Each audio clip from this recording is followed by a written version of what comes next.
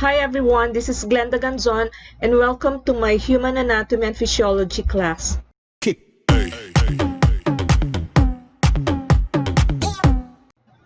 And for today's lesson, I'm going to introduce the levels of organization of the human body. Before you begin to study the different structures and functions of the human body, it is helpful to consider its basic architecture, that is, how its smallest parts are assembled into larger structures.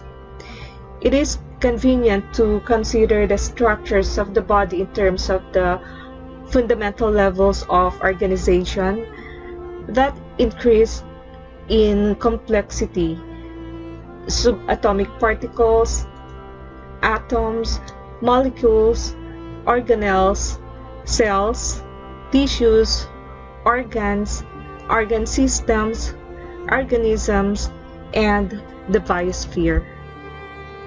To study the chemical level of organization, scientists consider the simplest building blocks of matter: subatomic particles, atoms, and molecules. All matter in the universe is composed of one or more unique pure substances called elements. Familiar examples of which are hydrogen, oxygen, carbon, nitrogen, calcium, and iron. The smallest unit of any of these pure substances is an atom. Atoms are made up of subatomic particles such as the proton, electron, and neutron. Two or more atoms combine to form a molecule such as the water or water molecules, proteins, and sugars found in living things. Molecules are the chemicals building blocks of all body structures. A cell is the smallest independently functioning unit of a living organism. Even bacteria, which are extremely small, independently living organisms, have a cellular structure.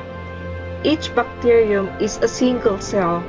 All living structures of human anatomy contains cells, and almost all functions of human physiology are performed in cells or are initiated by cells. A human cell typically consists of flexible membranes that enclose cytoplasm. Cytoplasm is a water-based cellular fluid together with a variety of tiny functioning units called organelles. In humans, as in all organisms, cells perform all functions of life. A tissue is a group of many similar cells, though sometimes composed of few related types, that work together to perform a specific function. An organ is an anatomically distinct structure of the body composed of two or more tissue types. Each organ performs one or more specific physiological functions. An organ system is a group of organs that work together to perform major functions or meet physiological needs of the body. Let me introduce you to the 11 distinct organ systems in the human body.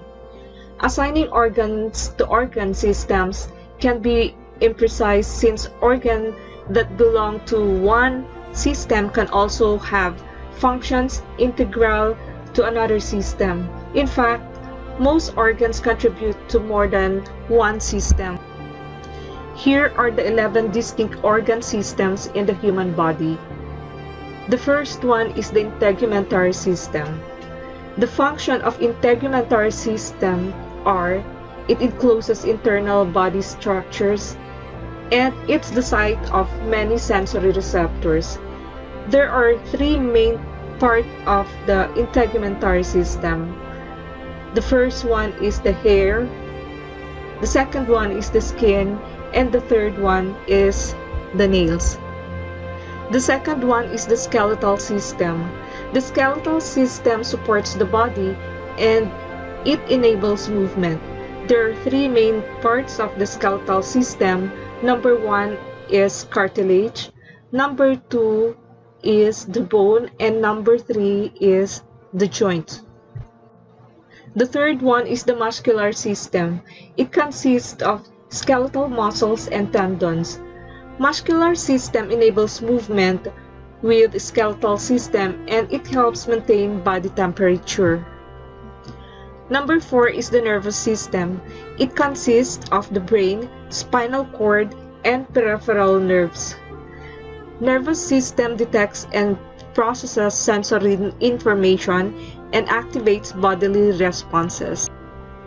Number 5 is the endocrine system. It composed of the pituitary gland, thyroid gland, pancreas, adrenal glands, testes for male, and ovaries for females. Endocrine system secretes hormones and it regulates bodily processes. Number 6 is the cardiovascular system. It consists of the heart and the blood vessels. Cardiovascular system delivers oxygen and nutrients to the tissues and it equalizes temperature in the body. Number 7 is the lymphatic system. It composed of the thymus, lymph nodes, spleen, and the lymphatic vessels. Lymphatic system returns fluid to the blood and defends against pathogens. Number 8 is the respiratory system. It composed of the nasal passage, trachea, and lungs. Respiratory system removes carbon dioxide from the body and delivers oxygen to the blood. Number 9 is the digestive system. It composed of the stomach, liver, gallbladder, large intestine, and small intestine. Digestive system processes food for use of the body and removes waste from undigested food. Number 10 is the urinary system. It composed of the kidneys and the urinary bladders. Urinary system controls water balance in the body and removes waste from the blood and excretes them. The last one is the reproductive system. There are two types of reproductive system. The male reproductive system, which composed of epididymis and testes. Male reproductive system produces sex hormones and gametes and delivers gametes to female. And the female reproductive system composed of the mammary glands, ovaries, and uterus. Female reproductive system produces sex hormones and gametes, supports embryo, fetus until birth, and produces milk for infant. And the last level of organization is the organism level. The organism level is the highest level of organization. An organism is a living being that has a cellular structure and can independently perform all physiologic functions necessary for life. In multicellular organisms, including humans, all cells, tissues, organs, and organ systems of the body work together to maintain the life and health of the organisms. So class, these are the levels of organization of a human being.